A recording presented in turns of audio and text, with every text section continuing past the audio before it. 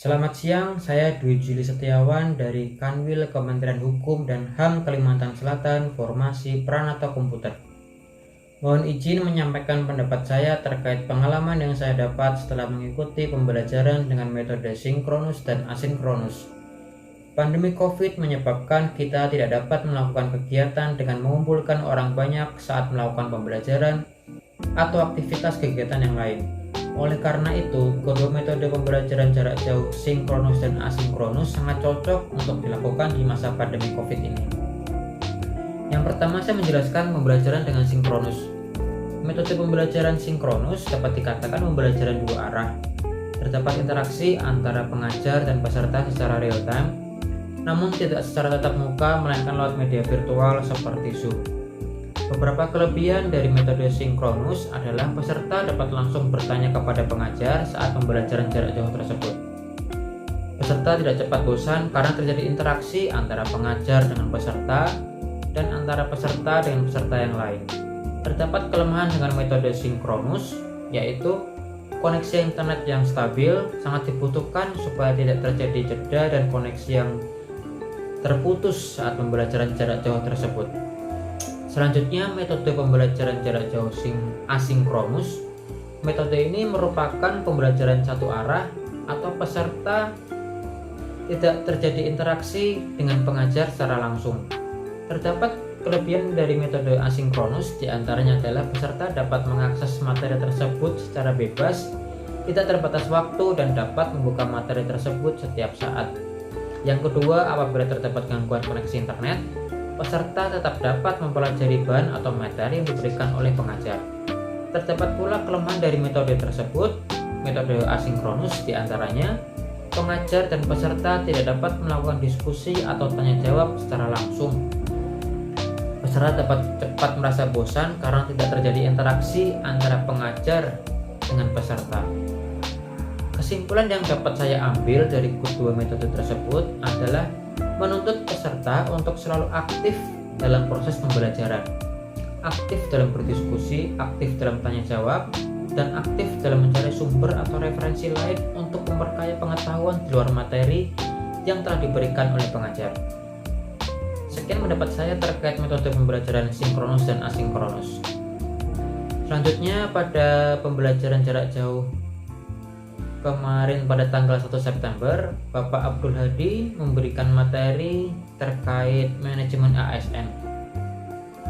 Dalam pembelajaran manajemen ASN, diharapkan peserta dapat menjelaskan kedudukan, peran, hak dan kewajiban, kode etik dan kode perilaku ASN, menjelaskan konsep merit dalam pengelolaan ASN, dan menjelaskan mekanisme pengelolaan ASN. Yang pertama, kedudukan ASN atau aparatur sipil negara. Pegawai ASN berkedudukan sebagai unsur aparatur negara yang menjalankan kebijakan yang ditetapkan oleh instansi pemerintah serta harus bebas dari pengaruh dan intervensi semua golongan dan partai politik.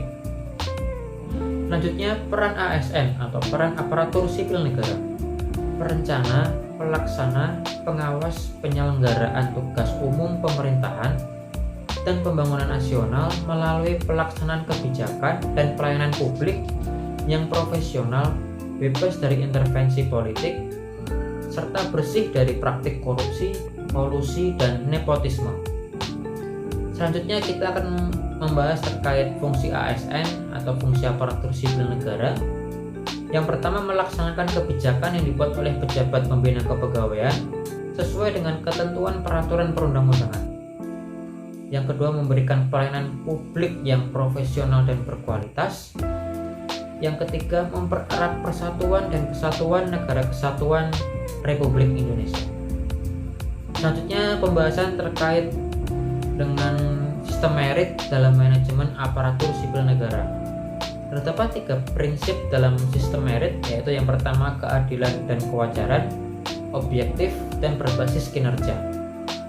Dalam pembelajaran kemarin, Bapak Abdul Hadi memberikan pertanyaan terkait apa yang dapat kita lakukan sebagai aparatur sipil negara. Mungkin kita sebagai aparatur sipil negara dapat menjadi agen perubahan, tidak ikut terbawa arus yang negatif yang sudah terbentuk di instansi kita. berusaha dapat memberikan pelayanan yang prima kepada masyarakat. Selain itu, mengerjakan tugas dan fungsi dengan penuh tanggung jawab dan menyelesaikannya secara tepat waktu. Yang terakhir, membahas terkait mekanisme pengelolaan ASN. Yang pertama, manajemen PNS, kedua, manajemen P3K, ketiga, pengelolaan JPT, yang terakhir, organisasi dan sistem informasi. Dalam pembelajaran kemarin, saya sangat terbantu atas materi yang diberikan oleh Bapak Abdul Hadi. Saya dapat mendalami apa itu terkait manajemen ASN, sistem merit dalam ASN, dan mekanisme pengelolaan ASN. Saya mengucapkan terima kasih yang sebesar-besarnya kepada Bapak Abdul Hadi atas pembelajaran yang diberikan untuk bekal saya sebagai aparatur sipil negara di Kementerian Hukum dan Hak Asasi Manusia. Terima kasih, salam sehat.